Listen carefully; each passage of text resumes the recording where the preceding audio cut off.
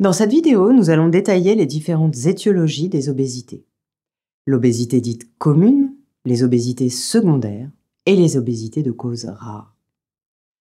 L'obésité dite commune est la principale cause d'obésité chez l'enfant et chez l'adulte.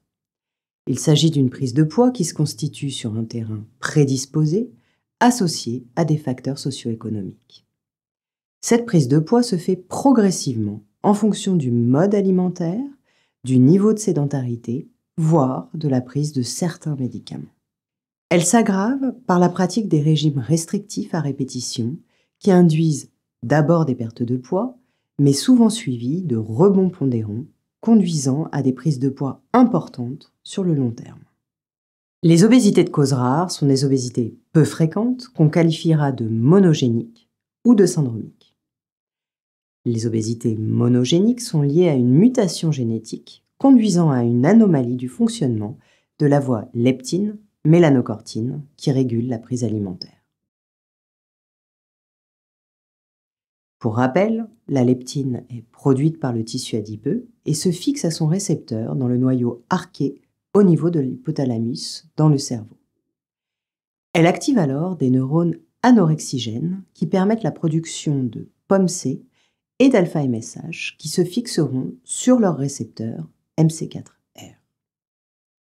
Ceci induit une diminution de la prise alimentaire et une augmentation de la dépense énergétique. D'autre part, la leptine se fixe aussi sur les récepteurs orexigènes AGRP, NPY, qu'elle antagonise pour réduire ainsi la prise alimentaire. Toute mutation sur les gènes de la leptine, de son récepteur, de la POMC ou du récepteur MC4 vont induire une obésité sévère. Il faut savoir évoquer une origine monogénique à l'obésité devant une prise de poids très précoce, très rapide dans l'enfance, avec l'absence de rebond pondéral.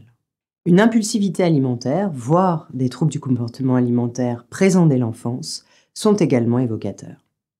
Ces obésités peuvent être associées à des anomalies hormonales d'origine centrale.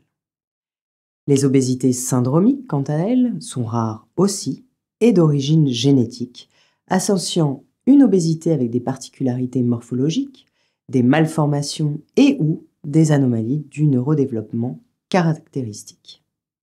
On peut citer le syndrome de Prader-Willi et le syndrome de Bardet-Biedl pour les plus fréquents.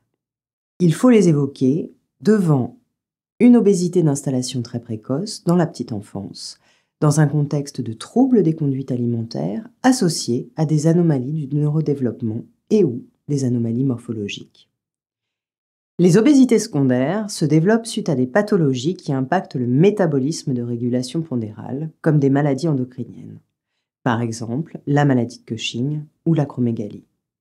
Une obésité secondaire peut aussi survenir quand une pathologie affecte les centres de régulation de la prise alimentaire situés au niveau hypothalamique. C'est le cas lors du développement de tumeurs de localisation hypothalamo-hypophysaire, par exemple les crâniopharangiomes, ou des maladies infiltratives touchant cette même région. Par exemple, une maladie de système de type sarcoïdose, histiocytose, ou enfin des infections comme la tuberculose.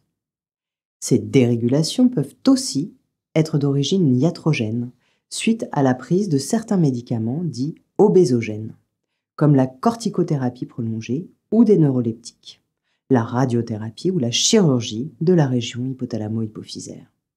Il est donc important de collecter les antécédents des patients et de situer le début de la prise de poids par rapport à ceux-ci. Il s'agit également d'être vigilant devant une obésité de constitution rapide et inexpliquée, la présence de céphalées ou troubles visuels associés, de déficits hormonaux d'allure centrale ou au contraire un syndrome dysmorphique évocateur d'une endocrinopathie.